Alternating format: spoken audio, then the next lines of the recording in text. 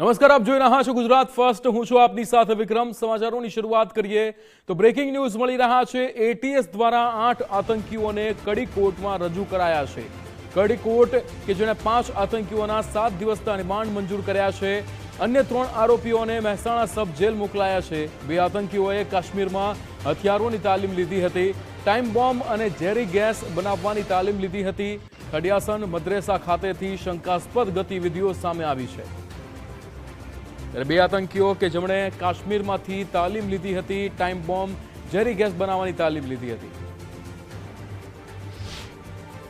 કુલ 8 આરોપીઓને અટક કરેલા એટીએસ દ્વારા અને એની રિમાન્ડ માટેની માંગણી કરેલી, જે નામદાર કોર્ટ કડી કોર્ટ ભાટિયા સાહેબની કોર્ટે 14 દિવસના જે રિમાન્ડ આપેલા, એ રિમાન્ડ દરમિયાન એટીએસ દ્વારા ઘણી બધી સાહિત્ય અને મટીરિયલ્સ કબજે કરેલું છે અને એ મટીરિયલ્સ અને એના આધારે 5 આરોપીઓ બીજા જે ગઈકાલે જે 5 આરોપીઓને પકડવામાં આવેલા અને એના સિવાય પણ જે બોમ્બ બનાવવાની જે ટેકનિકને, જે પાવરને, જે શું કહેવાય,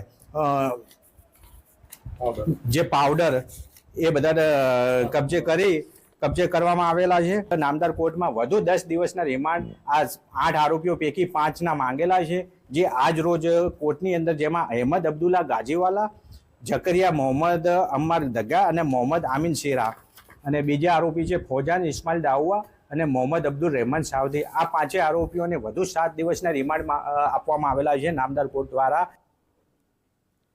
મુકેશ જોશી આપણી સાથે ફોન લાઈન પર જોડાઈ ગયા છે। મુકેશ, અહીંયા કડી કોર્ટે 5 આતંકીઓના 7 દિવસના રિમાન્ડ મંજૂર કર્યા અને 3 આરોપીઓ સબ જેલ મહેસાણા મોકલાયા છે। શું વિગતો?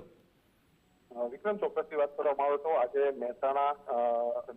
મહેસાણામાં એટીએસ દ્વારા 8 આતંકવાદીઓ જે છે તેમને કડી કોર્ટમાં રજૂ કરવામાં આવ્યા હતા। કડી કોર્ટ દ્વારા 5 શખ્સોના 7 દિવસના રિમાન્ડ જે છે મંજૂર કરવામાં આવે છે અને 3 શખ્સો જે છે મહેસાણાની સબ જેલમાં હાલમાં મોકલી આપવામાં આવે છે। રિમાન્ડ માટે એટીએસ દ્વારા અલગ અલગ મુદ્દાઓ રજૂ કરવામાં આવ્યા હતા। એ શખ્સોએ જમ્મુ કાશ્મીરમાં AK-47 ચલાવવાની ટ્રેનિંગ લીધી હોવાનું પણ જે રિમાન્ડ 14 દિવસના માંગ્યા હતા એમાં સામે આવ્યું છે ને આતંકવાદીઓ એ બોમ્બ અને ઝેરી ગેસ બનાવવાની સઘન તાલીમ પણ જે છે ખાસ લીધી હતી। ખાસ વાત કરીએ તો ખડિયાસન મદ્રેસા ખાતેથી ઝડપાયેલા શખ્સોની શંકાસ્પદ એક્ટિવિટી સામે આવી છે। કહી શકાય કે